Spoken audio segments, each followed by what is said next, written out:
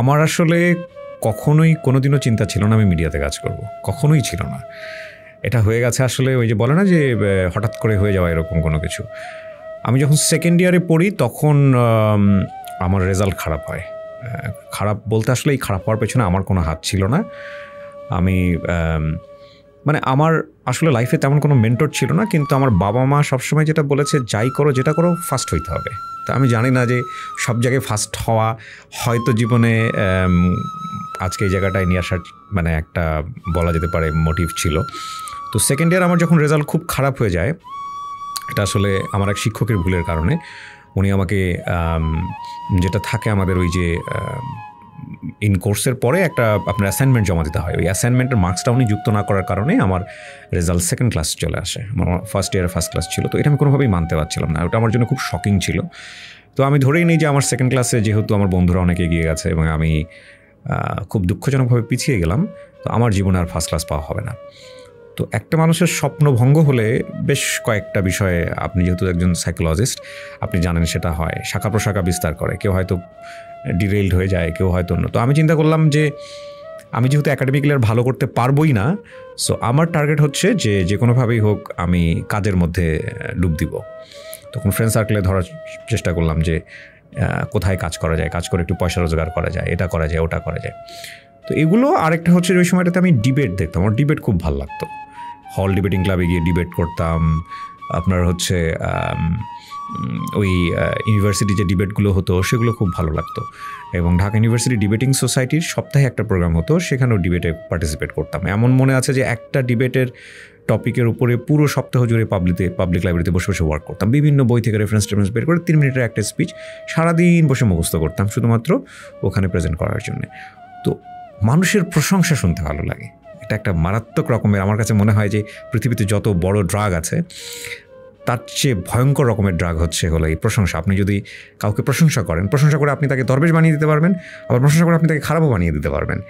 তো আমার খুব প্রশংসা হতো দুটো জায়গাতে। একটা হতো স্ক্রিপ্টের প্রশংসা হতো, আর একটা হচ্ছে ভোকালের প্রশংসা হতো।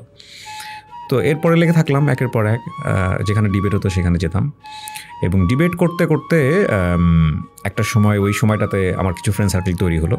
তাদের মধ্যে কেউ রেডিওতে জয়েন করলো, বাংলাদেশের প্রথম রেডিও টুডে FM 89.6। ওইখানে আমি আরজে হিসেবে জয়েন করি 2006 সালে। আমরা ফার্স্ট ব্যাচের আরজে। তো ওখানে জয়েন করার আসলে ব্যাপারটা ছিল এরকম যে না, যে আমি আসলে আরজে হতে চাই বা মিডিয়াতে কাজ করতে চাই, বিষয়টা এরকম না। আমি তখন টিউশনি করে ইনকাম করি মাসে 3 থেকে 4 হাজার টাকা। আর আমি জয়েন করছি জবে, ওখানে স্টার্টিংয়ে 10 হাজার টাকা স্যালারি, 2006 সালের কথা বলছি। এবং গাড়ি দিয়ে নিয়ে যাবে হলের সামনে থেকে, আবার গাড়ি দিয়ে নামিয়ে দিয়ে যাবে, এটা বিশাল ভাবের ব্যাপার।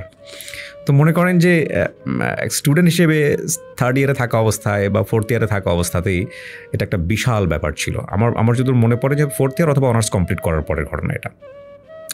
এই যে শুরু করলাম, এবং ওই যে বাবা মা একটা জিনিস শিখিয়েছিল, যেখানেই কাজ করো you have to be top. আমি টপ হয়েছে কিনা আমি জানি না, বাট আমি ওই হাডুডু খেললেও ওই জিনিসটা মাথায় থাকতো। আর ওই কন্টেন্ট ক্রিয়েশন বলেন, রেডিওতে শো বলেন, ওইটা মাথায় থাকতো। এবং করতে করতে একটা সময় মনে হলো যে আমি অনেক দূর মিশে গেছি, মানে অনেক ডিপে চলে গেছে এই বিষয়টা, রেডিও কিংবা মিডিয়ার। বাবার টার্গেট ছিল বিসিএস করবো। বাই দ্য ওয়ে, আমি সেকেন্ড ইয়ারের মার্কসটা পরবর্তীতে আমার যুক্ত হয়, কিন্তু আমার ফার্স্ট ক্লাস হয় না। থার্ড ইয়ারে গিয়ে আমি এত সারপ্লাস করি যেটা আমার ফোর্থ ইয়ারেও যদি আমি ফার্স্ট ক্লাস মার্কস না পেতাম তাহলে আমার ফার্স্ট ক্লাস হতো। সো আমি ফার্স্ট ক্লাস পেয়েছি, অনার্সে ফার্স্ট ক্লাস পেয়েছি, মাস্টার্সেও ফার্স্ট ক্লাস পেয়েছি, পরবর্তী আমি এমফিলও করি। সো ওই দিক থেকে আমার একটা ন্যাক ছিল যে আমি ইউনিভার্সিটির টিচার হব, যে কোনোভাবে চেষ্টা করছিলাম যে ইউনিভার্সিটির টিচার হব, এবং ওখানেও প্রচুর সময় ব্যয় করি।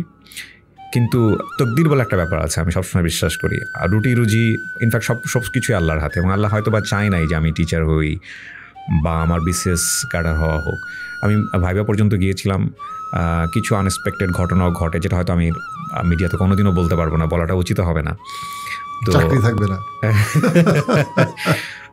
Very unexpected. জীবনের একটা পর্যায়ে গিয়ে অনেক কিছু হয়তো বা লেখার সুযোগ হলে হয়তো বা অটোবায়োগ্রাফিতে লিখবো, যদি সেরকম প্রোফাইল পার্সন হই, যদি বলার মতো কিছু থাকে তখন। তো এরপরে আমি ছেড়ে দিলাম, মানে আমার কাছে মনে হলো যে না, বিসিএস আমাকে দিয়ে হবে না। তো ওই যে আমার মনে আছে পুরাতন বিমানবন্দর থেকে বের হলাম, সাদা শার্ট কালো প্যান্ট ভাইবার। তো সাদা শার্টের বোতাম খুলছিলাম আর চোখ দিয়ে পানি পড়ছিল আর ভাবছিলাম যে এখানে ঈদ। ততদিন আমার বাবা মারা গেছেন 2008-এ। আমার বাবা আসলে দেশের জন্য শহীদ, বিএসএফের সাথে ফ্রন্টাল ফাইটে, অনেকেই জানেন হয়তো বা, উনি বিডিআরে ছিলেন। তো শার্টের বোতাম খুলছিলাম আর মনে হচ্ছিল যে ফাইন, এটাই পরিসমাপ্তি। এরপরে বেশ কয়েকবার সুযোগ ছিল, আর কখনো ট্রাই করিনি। যে শিক্ষকের আন্ডারে এমফিল করেছি উনিও আমাকে বলেছিল তুমি লেগে থাকো, আমি জানি যেসব ছেলেমেয়েকে নেওয়া হচ্ছে সেসব ছেলেমেয়েকে পড়ানোর মতো যোগ্যতা তোমার আছে, বাট আপনি হাল ছেড়েন না। আমি বলছিলাম স্যার আমার বয়স যদি 55 হয়ে যায় তাও আমি একবারের জন্য টিচার হতে চাই। তো আলহামদুলিল্লাহ আমি প্রাইভেট ইউনিভার্সিটিতে পড়িয়েছি।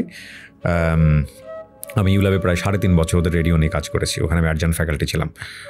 তো এক পর্যায়ে মনে হলো যে এটা আমার জন্য না, কিন্তু আমি প্রচুর ফ্রাস্ট্রেটেড থাকতাম একটা সময়, যে all through academic first class result এবং আমার পরিচয় হবে দিন শেষে রেডিও আর আর্টসে, এটা আমাকে খুব বেশি পেইন দিত। এই জন্যে আমি যেটা করতাম যে আমি আর্টসে থাকার পাশাপাশি আমি আরও বেশ কিছু জায়গায় কাজ করেছি। যেমন আমি ইউনিভার্সিটি টিচার ছিলাম, পাশাপাশি আমি বিবিসিতে কাজ করেছি, পাশাপাশি আমি অনলাইন রেডিওর হেড হিসেবে কাজ করেছি। সো আমি বিভিন্ন রকমের কাজ করার চেষ্টা করতাম।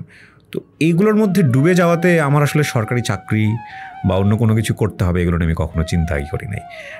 সো এটা একটা জার্নি ছিল। আর আমি চেষ্টা করেছিলাম এই জায়গাটা থেকে বের হয়ে যাওয়ার জন্যে, মানে মিডিয়া থেকে বের হয়ে যাওয়ার জন্যে। এবং আমার কাছে এক পর্যায়ে মনে হয়েছিল যে বিসিএসের সবচেয়ে লোয়েস্ট ক্যাটাগরির যে জবটা আছে ওটাও যদি হয়ে যায় ফাইন, আই এম হ্যাপি। কিন্তু আল্লাহ ওখানে নিবে না, আমাকে ধাক্কা দিয়ে ওখান থেকে বের করে দিয়েছে। কপাল ভালো আপনার বিসিএস হয় নাই, মানে দেশের এত মানুষের এত উপকার হয়তো আপনার মাধ্যমে হয়েছে, আলহামদুলিল্লাহ। দ্যাটস আ ডিফারেন্ট স্টোরি, আমি আপনাকে বলবো নিশ্চয়ই। আমরা যদি বাট এই তাকদীরের সৌন্দর্যটাও এখানে আলহামদুলিল্লাহ।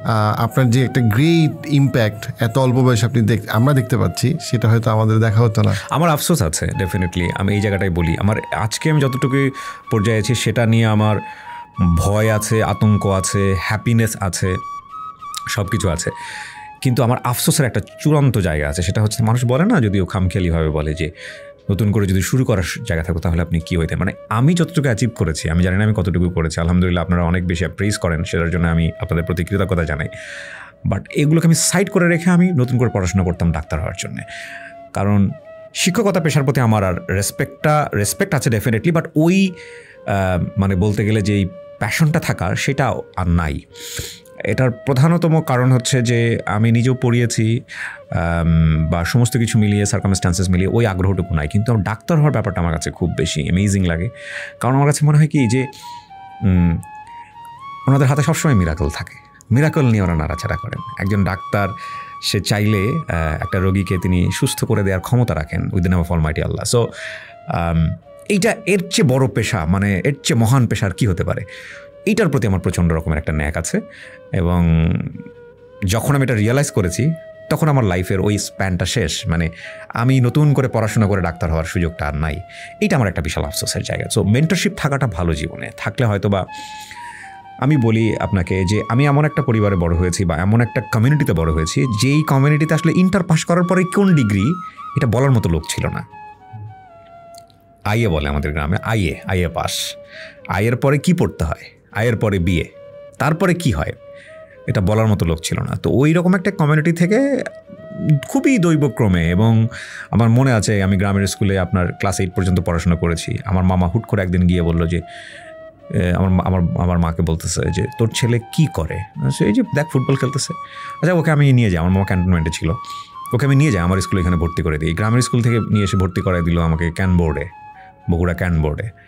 এবং খুব ইন্টারেস্টিং স্টোরি, আমি গ্রামের স্কুলে ছিলাম 1 নাম্বার না 2 নাম্বার, আমি ক্যান বোর্ডে ভর্তি হলাম 59 জনের মধ্যে, আমার পজিশন 59 নাম্বার। কিন্তু ওই যে টেস্টটা ছিল যেখানেই থাকে 1 নাম্বার 2 নাম্বার হইতে হবে, খুব বেশি সময় পাইনি। আমার মনে আছে আমি ক্লাস 9-এ ভর্তি হলাম, 10-এ এসে আমার রোল 22 হলো। এবং আমি ফাইনালি গিয়ে ওখান থেকে স্টার মার্কস পেলাম হিউম্যানিটিস থেকে।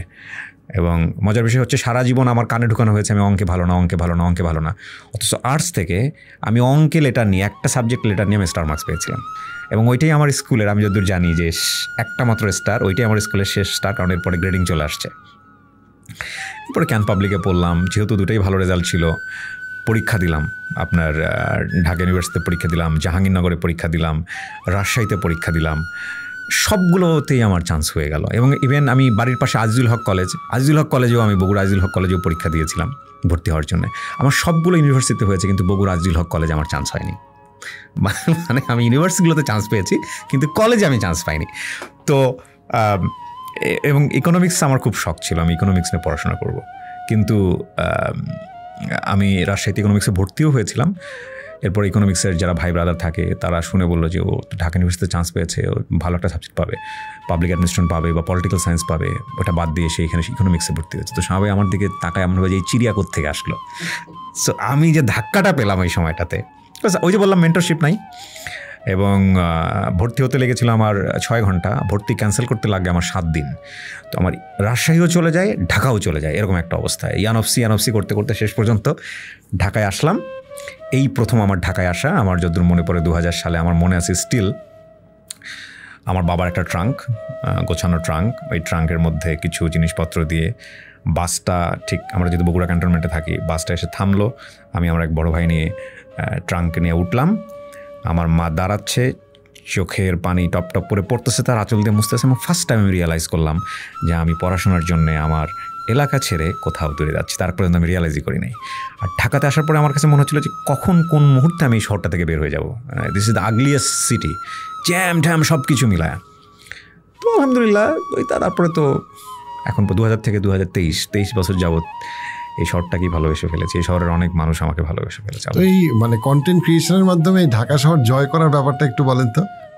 আচ্ছা, এইটার একটা সুন্দর স্টোরি আছে। আমি যখন রেডিওতে কাজ করতাম, রেডিও টুডে আমি একসময় ছেড়ে দিই, আমি না, আমাদের পুরা প্রায় 27 থেকে 28 জনের একটা গ্রুপ ছিল, ওরা রিভল্ট করে, অ্যাকচুয়ালি বিদ্রোহ করে ছেড়ে দেয়। অনেক বেশি ইয়াং ছিলাম তো, মানে আমাদেরও ইমোশনটা অনেক বেশি, আর আমাদের ম্যানেজমেন্টটাও সামহাও আমাদেরকে ওইভাবে ভালোবাসার দিক থেকে বেশি বেশি দিয়ে ফেলেছিল বোধহয়।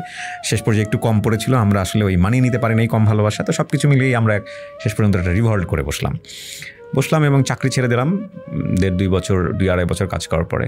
দেন এবিসিতে জয়েন করি।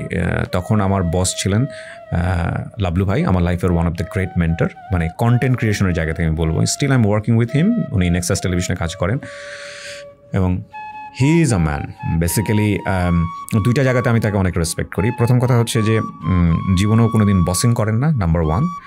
আর নাম্বার 2 হলো মানে যদি কারো ক্রিয়েটিভিটি থাকে, ওনার সঙ্গে কাজ করে খুব মজা পাবে, কারণ উনি লিবার্টি দেন, প্রচুর লিবার্টি। এই লিবার্টি তাইদের আপনি শয়তান হয়ে যাবেন, অথবা আপনি প্রচুর ক্রিয়েটিভ হবেন। মানে ফাঁকি দেওয়ার যদি কারো সুযোগ থাকে, সে প্রচুর ফাঁকি দিতে পারবে, আলটিমেটলি ফাঁকি দিয়ে ধরাই পড়ে যায়। তো এবিসির ঘটনাটা একটু বলি আপনাকে। এবিসি রেডিও তখন 4টা রেডিও, এবং রেডিও টুডে, এবিসি রেডিও, আমার রেডিও ফুর্তি। এবিসি রেডিও হচ্ছে সিস্টার কনসার্ন অফ প্রথম আলো।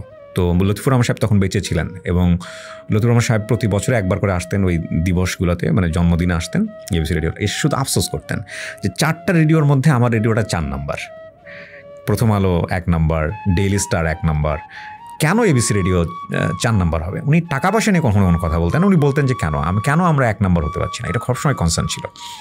এবিসি রেডিওর প্রথম যেটা ছিল যে ওনারা প্রায় 60-70% নিউজ নিয়ে মুভ করতেছিল। তো বেশ কয়েকটা সার্ভে হলো, সার্ভে হওয়ার পরে যেটা দেখা গেল যে এবিসি রেডিও সবই ভালো আছে, কিন্তু কোনো সিগনেচার প্রোগ্রাম নাই, যে সিগনেচার প্রোগ্রাম দিয়ে আলটিমেটলি হচ্ছে রেডিওটা টপে থাকে। এখন তখন রেডিও ইন্ডাস্ট্রিতে সিগনেচার প্রোগ্রামগুলো কী ওগুলো ফাইন্ড আউট করা যায়। লাইক রাতের বেলা মানুষ ভূতের গল্প শোনায়, এটা সিগনেচার প্রোগ্রাম।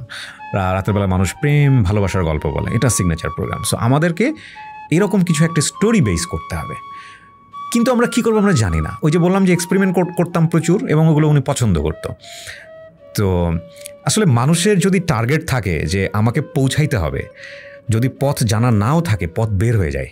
হ্যাঁ, তো আমি আর লাবলু ভাই রেগুলার বসতাম, লাবলু ভাই কী করে যায়। তো আমাদের আর্যদের কাজ ছিল যে প্রচুর SMS আসতো, ওই 5টা SMS পরে একটা গান বাজানো, খুব কমন ট্রেন্ড। আমি জানি না এখন রেডিওতে কী হয়, রেডিও আমার ভাবে শোনা হয় না। তো লাবলু ভাইয়ের সাথে একদিন বলবে, লাবলু ভাই আমরা আর SMS পড়বো না, এখন লোকজনকে বলি ফোন করে মনের কথাগুলো বলবে, এগুলো আমাদের এখানে রেকর্ড হবে, আমরা ওদের রেকর্ডিংগুলো বাজায় আমরা গান বাজাবো, এটা কেমন হয়? করেন, কইরা দেখেন। আসলে তো কোন নৌকা কোন দিকে যাচ্ছে আমরা জানি না, নাবিক আছে একজন, কিন্তু চলতেছে না। তো করার পরে যেটা হলো ইন্টারেস্টিংলি, প্রতি শোতে আমার হয়তো 200, 300, 250 এরকম অডিও কল আসতো। এগুলো বসে বসে কাটতাম, কেটে ওই জোড়া দিতাম, এটার পরে এটার পরে এটা, তো জোড়া দিয়ে গান বাজাচ্ছি। তখন সোশ্যাল মিডিয়া কেবল আসতেছে, মানে তখন একটা পেজ খোলা হয়েছে, বা ওইগুলো অতটা গুরুত্ব নেই। আমি আপনাকে যখন একটা কথা বলছি, তখন 11 সালের দিকের কথা। ইন্টারেস্টিং একটা ইয়ে হলো একদিন শো করতে করতে মনে হলো যে যারা আমাকে অডিওগুলো পাঠায় এদের সাথে একটু কথা বললে কেমন হয়। আমার স্টিল মনে আছে, আমি অনেকগুলো ইন্টারভিউতে বলেছি। এই ছেলেটার নাম ছিল রানা, আমি জানি না রানা এখন বেঁচে আছে কিনা। ও বিদেশ ফেরত একটা ছেলে ছিল, প্রায় 10 থেকে 12 বছর বিদেশে থেকে প্রচুর অর্থ করি কামিয়ে দেশের বাড়িঘর করেছে, বউয়ের জন্য গহনা করেছে, মানে যে যেভাবে চাইছে সবাইকে দিয়েছে আর কি। এই ছেলেটা দেশে আসার পরে তার অ্যাক্সিডেন্ট হয়। অ্যাক্সিডেন্ট হওয়ার পরে সে বেড রিডেন হয়ে যায় ফর 1 year 2 year, এবং ডাক্তার বলছে আর কখনোই সোজা হয়ে দাঁড়াতে পারবে না। এরপরে যে ওর অবর্ণনীয় জীবনটা শুরু হয়, লাইক ও বেডেই সমস্ত কিছু করতেছে, ওর ওয়াইফ ফিরেও দেখে না, বাচ্চা ওর কাছে আসে না। তো সারাদিন এইভাবে থাকতো, রাতের বেলা অপেক্ষা করতো কখন আমার শোটা শুরু হবে। ওর এন্টারটেনমেন্টই ছিল এইটা। তো রানাকে আমি রাতের বেলা একসময় কল দিই, এবং আমরা কি করতাম, এই বারবারই প্রত্যেকটা শোতে যখন আমরা মাঝখানে লিঙ্কগুলো দিতাম, কথা বলতাম, তখন সে বলতাম যে আপনারা যদি আমাদের সাথে আরও বিস্তারিত কথা বলতে চান চলে আসেন আমার ফেসবুক পেজে, হ্যাঁ ওখানে লাইক দেন, লাইক বাটনে লাইক করবেন। তখন তো শিখাইতে হতো মানুষকে, লাইক বাটনে একটা অবশ্যই লাইক দিয়ে নেবেন, নিয়ে নিচে এসে কমেন্টস করেন, আমি পড়বো। তো এক একটা লিঙ্কে এরকম কল দিলে হয়তো 30 জন 40 জন লাইক দিত। রানাকে আমি ফোনে নিলাম, নেওয়ার পরে বললাম রানা কেমন আছেন, কী অবস্থা? জি ভাইয়া ভালো আছি। আপনি আমাকে ফোন দিয়েছেন? হ্যাঁ আমি আপনার অডিও শুনে ফোন দিয়েছি আপনাকে। কী হয়েছে আপনার একটু বলেন তো। দেন ও 5 মিনিটে 7 মিনিট ওর স্টোরিটা বলে। স্টোরিটা বলার পরে আমি বলি যে রানা, আবেগ আপ্লুত হয়ে গেছে, রাত 11টার পরে সবাই একটু সফট মোডে থাকে, তখন 1-1.5 বাজে। আমি জীবনে কোনো একদিন সুযোগ পেলে আপনার সঙ্গে দেখা করবো। রানা, আমি এখন পর্যন্ত আপনাকে সরি বলে যাচ্ছি, আপনার সঙ্গে আমার দেখা হয়নি, হয়তো আর কোনো দিন হবে না, কারণ আপনি কোথায় আছেন আমি জানি না। তো এই বলার পরে রানার জন্যে সফটনেস দেখায়া ফোনটা রেখে খুব সফটলি, আমাদের আর যেহেতু অনেক সাপ ছিলাম, এটা এই মুডের সাথে কোন গান যায়, এটা যায় ওটা যায়, ধাম করে একটা গান টান দিনে গান বাজাই দিছি, বাজাতে একটা কল দিয়ে দিছি এখানে যে আসেন ফেসবুকে আপনারা যারা লাইক দিচ্ছেন। অ্যান্ড বিলিভ মি, মুহূর্তের মধ্যে 4-5 হাজার লাইক পরে একটা পেজে। তো যখন আমার গা এখনও শিউরে উঠছে, যখন আপনি একটা লিঙ্কে কল দিলে আপনার 20-30টা লাইক পড়ে, এরকম একটা স্টোরি শোনানোর পরে যখন আপনার 3-4 হাজার লাইক পড়ে গেল, that actually knock me, something happened, কিছু একটা হয়েছে। কেন এত লোক শুনলো, কেন এত লোক লাইক দিল, এখানে 2টা বিষয় খুব গুরুত্বপূর্ণ। দেখেন, একটা হচ্ছে প্রথমত আমি দেখতে পেলাম জিনিসটা, যে রেসপন্সটা প্রথমত আমি দেখতে পেলাম। আমাদের সমস্ত মিডিয়া কিন্তু ওয়ান ওয়ে কমিউনিকেশন। লাইক রেডিওতে আপনি একটা শো করতেছেন, আপনি শো করে খুব হ্যাপি, কতজন মানুষ দেখে কতজন মানুষ শোনে আপনি বুঝতেছেন না। টেলিভিশনে আপনি একটা শো করছেন, কতজন মানুষ দেখে কতজন মানুষ শুনে আপনি বুঝতেছেন না, আপনি শো করে হ্যাপি। কিন্তু এই প্রথম সোশ্যাল মিডিয়া আমাদেরকে একটা চোখে আঙ্গুল দিয়ে দেখাই দিল, কন্টেন্ট যদি ইন্টারেস্টিং হয় তাহলে মানুষ দেখে। তো এটা 2011 সালের কথা বলতেছি। তারপরে আমি আর লাভলু ভাই বসে লাভলু ভাইকে বললাম যে লাভলু ভাই এরকম একটা ঘটনা ঘটছে, আচ্ছা ঠিক আছে আরও 2-1টা এক্সপেরিমেন্ট করেন। তো এক্সপেরিমেন্ট করা শুরু করলাম। তখন দেখলাম যে হ্যাঁ এগুলো তো হচ্ছেই, আসলেই তো হচ্ছে, মানুষের স্টোরি পছন্দ করে। এদিকে তো স্টোরি তো আছেই, মনে করেন যে লাভগুরু আছে, ভূত FM আছে। দেন আমি একটা ডিফারেন্ট জনরা বেছে নিলাম। ইট was not love, it was not ভূতের গল্প, এটা মানুষের গল্প, মানুষের জীবনের গল্প। অ্যান্ড বিলিভ মি, যখন আমি জীবন গল্পটা শুরু করি বা জীবন গল্পের দিকে গেলাম, তখন আমার কাছে মনে হয়েছে যে প্রতিটা এপিসোড এক্সাইটমেন্টের, প্রতিটা এপিসোডের নতুন। আপনি ভূতের গল্প শুনতে বসছেন মানে আপনি মাইন্ডসেট করেই বসছেন আপনি ভয় পাবেন। আপনি প্রেমের গল্প শুনতে বসছেন মানে হচ্ছে আপনি মাইন্ডসেট করেই বসছেন 2টা মানুষ প্রেম প্রীতির মধ্যে থাকবে, অথবা তাদের বিরহ হবে, কিছু একটা হবে। কিন্তু আপনি যখন লাইফের স্টোরি শুনতেছেন তখন স্কেলটা অনেক বড়, এবং সেই স্কেলে আপনি বুঝতেই পারবেন আজকের গল্পটা আপনাকে কোন ফিলিংসে নিয়ে গিয়ে শেষ করবে। এইটা ছিল খুব মজার। এবং প্রথম দিকে আমরা লাইভ করলাম, লাইভ করার পরে দেখা গেলো যে রাত 2টা 3টা 4টা বেজে যায়, গল্প শেষ হয় না। তাহলে ভাই বলে তো রেডিও সেন্টার বন্ধ করে দিতে হবে আপনার জন্য এই অবস্থা হলে।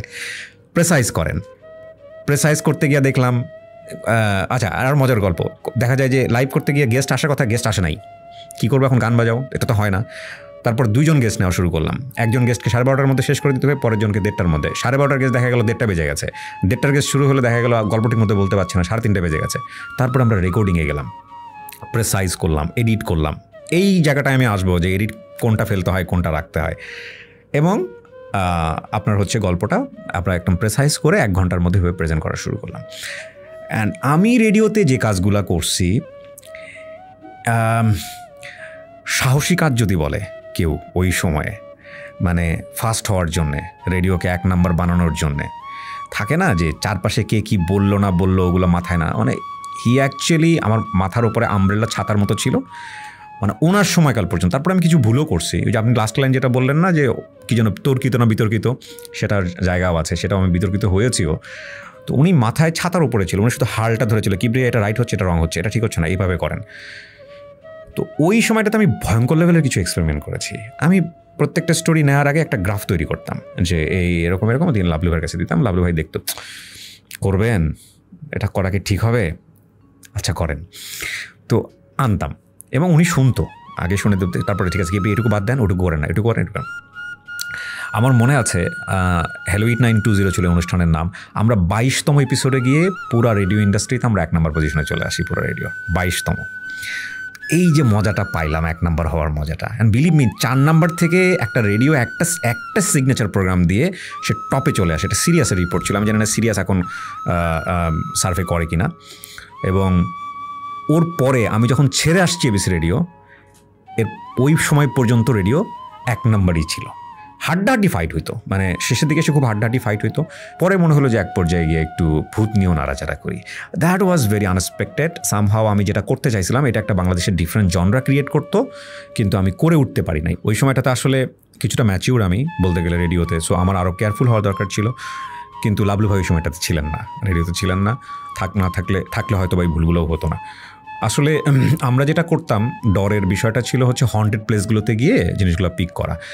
সোশ্যাল মিডিয়াটা আসলে ওইভাবে তখন সিরিয়াসলি নেই আমরা বলতে গেলে। Social media is a funny thing, এখানে এটা সিরিয়াসলি নেওয়ার কি আছে। কিন্তু তখন সিরিয়াসলি আসলে সোশ্যাল মিডিয়া টার্ন করতেছে, সাইবার ক্রাইম লট হয়, এগুলো কিচ্ছু ছিল না। ফানি করেন না, করলে কি হয়েছে। কিন্তু সামহাও এটা খুব ভালো একটা আইডিয়া ছিল। কিন্তু আপনি তো জানেনই, খুব ভালো একটা আইডিয়া যদি খুব ভালোভাবে এক্সিকিউট না হয় তাহলে এটা হিতে বিপরীত হইতে পারে। তো ওটা হিতে বিপরীত হয়েছে এবং এখানে কিছুটা শিক্ষাও পেয়েছি। তো এই সব করতে করতেই দিন চলে গেল, যাচ্ছিল। তখনও পর্যন্ত আমি সোশ্যাল মিডিয়াতে কন্টেন্ট বানাই না, এগুলো সবই আমার রেডিওর স্টোরি। এবং রেডিও 1 নম্বর হলো, এক পর্যায়ে আমি এবিসি রেডিও ছেড়ে দিলাম। তখন ঢাকা ফিল্ম অফার করলো, ঢাকা ফিল্মের অফার অনেক আগে থেকে ছিল। আমি আসলে এবিসিতে তখন 6 ডিজিট স্যালারি পেতাম। ঢাকা ফিল্ম বললো যে না, এত দিতে পারবো না। আমি বললাম যে 6 ডিজিটটা ঠিক রাখেন। তো 6 ডিজিট ঠিক রেখে আমি শিফট করি এবং ঢাকা ফিল্মও কাজ করছিলাম। ওইখানে গিয়েও আপনার হলো ঢাকা এফএমে প্রথম থেকে আমার টার্গেট ছিল যে ঢাকা এফএম এবং রেডিও আম্বারে আমি ফুললি অনলাইন কন্টেন্ট বেস কিছু একটা করব। দ্যাট ইজ অ্যানাদার স্টোরি, যেটা আসলে লাস্ট 3 বছরে আমাকে চিনেছেন বা আমাকে দেখেছে। অনেক মানুষ আছে যারা হয়তো আমার রেডিও কন্টেন্ট কখনো শোনেইনি, যারা হয়তো বা সোশ্যাল মিডিয়াতে দেখে আমাকে চিনেছে। না, মাত্র 3 বছরে অনেকেই তো ইউটিউব চ্যানেল খুলছে, অনেকেই ফেসবুক আছে, বাট আপনার চ্যানেলের যে কম্প্রিহেন্সিভ ইম্প্যাক্ট এবং এঙ্গেজমেন্ট উইদাউট এনি অশ্লীলতা অথবা কৌতুক, অর্থাৎ আপনি কিন্তু ওই সেন্সে কোনো অশ্লীলতা সরাসরি আপনার প্রোগ্রামের মূল বিষয় না, কৌতুকও না, নাচ গানও নাই, এটা আপনারটা কোক স্টুডিওও না, রাইট? এটা কেমনে করবে? এই যে কোটি কোটি মানুষ গত 3 বছরে আপনার সাথে ইনভলভড, এঙ্গেজড, মিডিয়া কর্মী তো বাংলাদেশে অনেক আছে, এমন না যে আপনি একমাত্র মিডিয়া কর্মী, আপনি কিন্তু ওমর সানিও না, তাই না? তো আমার খুব পছন্দের ওমর সানি এবং মৌসুমী দুজনই। হইল কেমনে বলেন তো? আচ্ছা, এখানে আরেকটা জিনিস একটু বলি।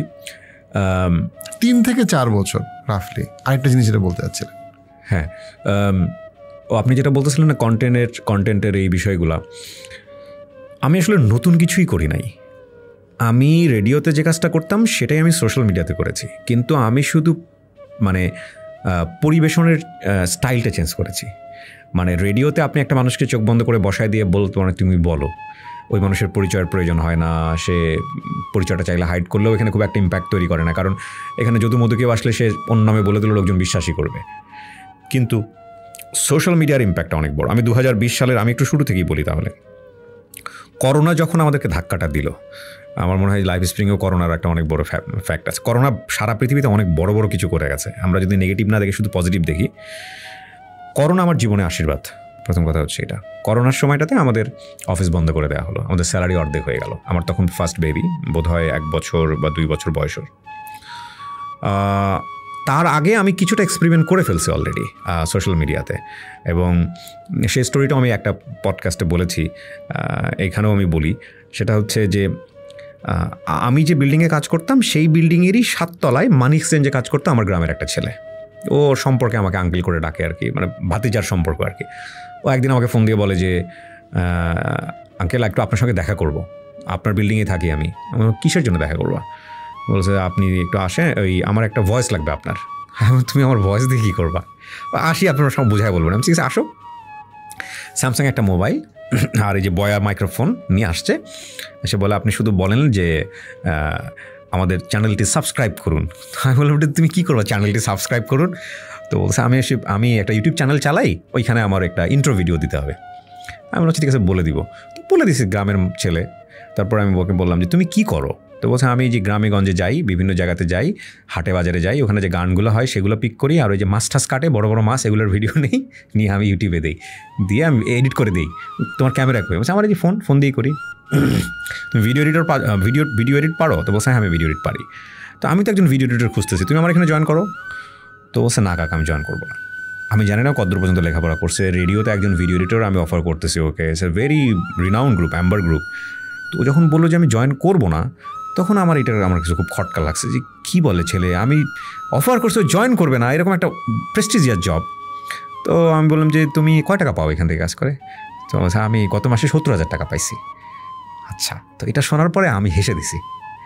বিলিভ মি, আমি আপনাকে যে কথাটা বলতেছি এটা আজ থেকে 3 বছর আগের গল্প। ইউটিউব থেকে যে পয়সা আর্ন করা যায়, আমি কতটা বোকা ছিলাম আজকে আমার বলতে, মানে আমি তখন পর্যন্ত বিশ্বাস করি না।